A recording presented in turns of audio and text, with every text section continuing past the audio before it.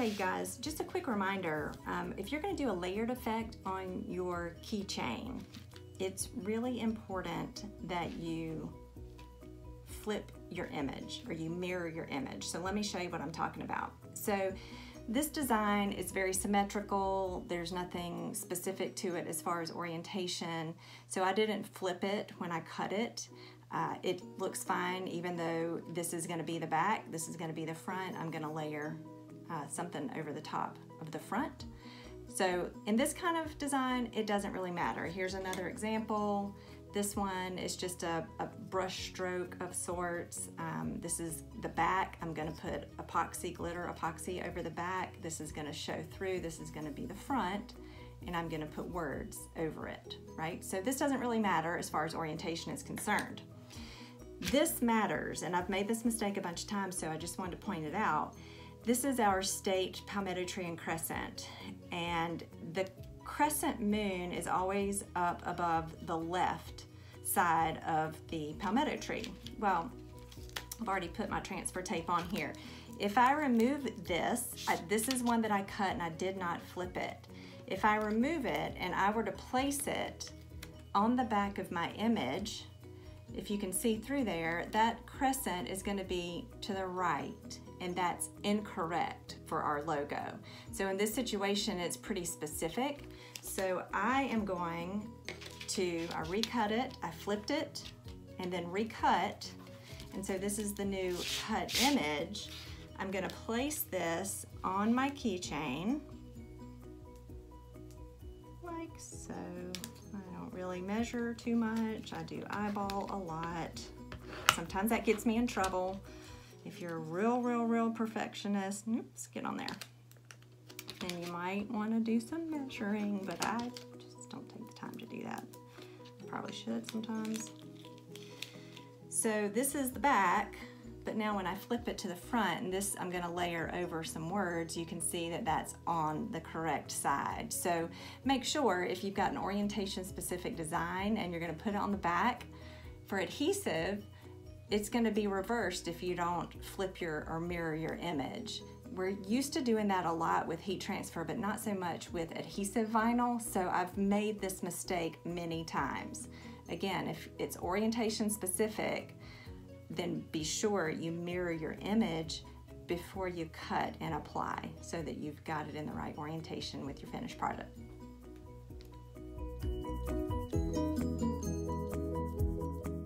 When working with resin, it's important that you work in a well-ventilated area and you wear the proper protective gear. So I have gloves on, and I'm also wearing a mask if you could see my face. Follow the instructions on your resin kit as far as mixture, and it will also give instructions on the duration for stirring, and this is a very important step. Be sure that you stir your mixture for the amount of time that's recommended on your kit, scraping the sides and scraping the bottom so that you can get your two parts mixed well. To get the nice glitter effect on the back of my keychains, I like to use the Starcraft glitter from my craft source. It's a nice fine glitter. I haven't found any recommendations on how much glitter to add. You just don't want to change the consistency of your resin. So add it slowly, stir a little bit, make sure that it isn't thickening your resin, and be sure that you're getting the color that you want. I've learned that applying resin to your blank is a little bit of trial and error in the beginning. I find that adding a little bit of resin at a time to the middle and then moving that around my blank to create a nice, smooth, even layer works for me. As I approach the edges of the blank, I like to add a little bit to the middle and then move that towards the edge until I create a nice, smooth, even edge, but not going over. Practice makes perfect. Don't rush the process. Take your time and be patient.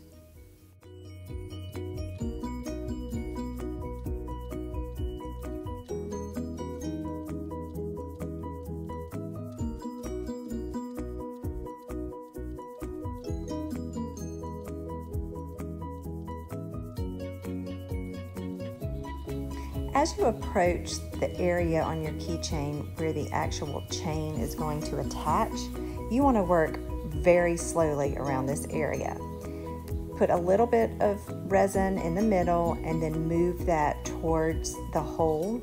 You don't want so much resin that it fills that hole, and once resin starts to go in there, it is really difficult to stop. And once, if that happens, the resin sets, it's difficult to fix that without breaking your blank. So work very cautiously around this area.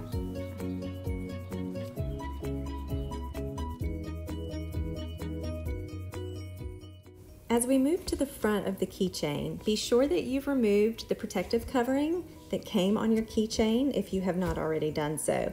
I like to leave mine on there until I'm ready to work on the front side of my keychain. Once you've removed that, give it a little wipe with a paper towel with some alcohol on it. This just cleans any oils or debris that might get in the way of your design adhering to your keychain. Then cut a little piece of transfer tape and start applying your designs.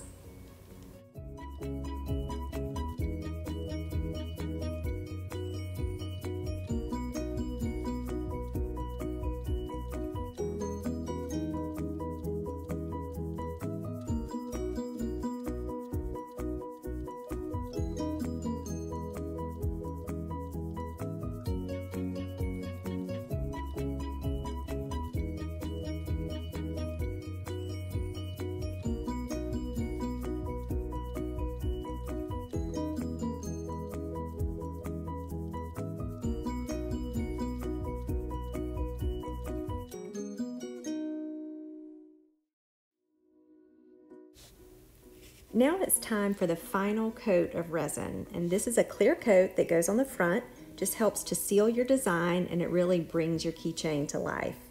So much like when we were applying this to the back of our keychain, you want to work slowly, especially as you move towards the edge of your keychain, being sure that you don't go over the edges. And you might take a look at your keychain from different angles and levels to be sure that you have a nice, smooth, even coat of clear resin on the top of your keychain.